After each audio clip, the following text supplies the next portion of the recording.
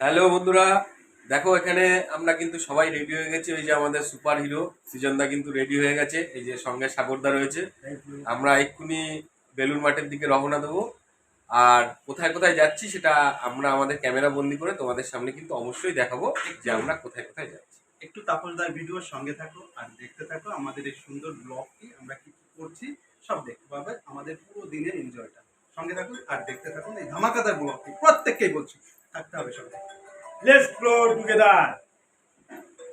তো বন্ধুরা, তোমরা দেখতেই পাচ্ছ, দেখো এই আস্তে আস্তে কিন্তু সবাই একে একে নামছে।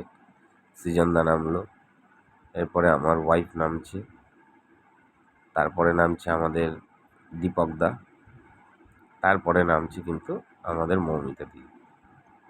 এই ঠিক মৌমিতাদি নামলো। বলেছিলাম যেমন কথা তেমনি কাজ। দেখো এসে উপস্থিত হয়ে গেলাম আমরা কিন্তু ঠিক বেলুর মঠের সামনে।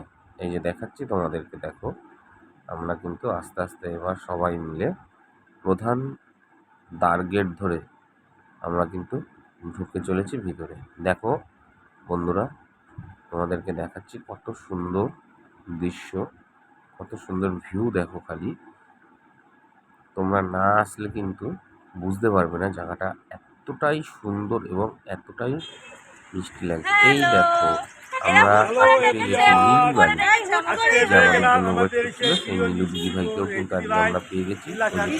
সাগরদা বলছে দেখো পেয়ে গেছি আমরা আমাদের নীলু দিদি ভাইকে। এবার নীলু দিদি ভাইকে আমরা সবাই আস্তে আস্তে এগিয়ে চলছি দিকে। এই দেখো চলে আসলাম একদম আমরা মেন গেট বেলুর মঠের। এবার আর কিছুক্ষণের মধ্যে কিন্তু আমরা প্রবেশ করবো বেলুর মঠের ভিতরে। আস্তে আস্তে দেখো ধীরে ধীরে আমরা এগিয়ে চলছি বেলুর মঠের দিকে।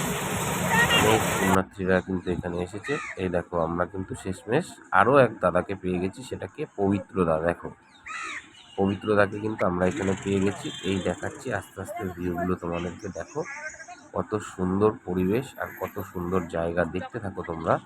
বেলুর মঠে আসলে কিন্তু তোমরা এই জায়গাগুলোকে মিস করবে খুবই। এত সুন্দর জায়গা, একদম নিরিবিলি নিস্তব্ধ। আমার তো আজকে খুব ভালো লেগেছে বন্ধুরা, আমার সত্যি মন ভরে গেছে এখানে এসে। এবার তোমাদেরকে দেখাবো মন্দিরটা। এই দেখো মন্দিরটা, আমরা এসেছি এখন কিন্তু বাজে ঠিক 11টা 10। দেখো আস্তে আস্তে লোকে কিন্তু মন্দিরের ভিতরে প্রবেশ করছে।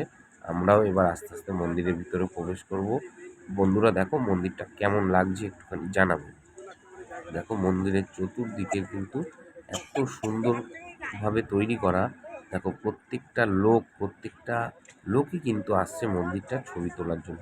আমার তো খুব ভালো লেগেছে বন্ধুরা। তোমরা একটু কিন্তু কমেন্টের মধ্যে জানাবে তোমাদেরও কেমন লাগলো আজ আমাদের এই বেলুর মঠে ভ্রমণ দৃশ্যগুলো। আমি তোমাদেরকে বলেছিলাম যে প্রতিটা মুহূর্ত আমরা ক্যামেরা বন্দি করবো। এই ঠিক আমরা ভোগ খেয়ে কিন্তু বেলুর মঠের মন্দির থেকে আমরা বাইরের দিকে বেরিয়ে আসলাম। এবার আস্তে আস্তে আমরা এগিয়ে যাচ্ছি বাড়ির দিকে। এটা প্রথম ধাপ।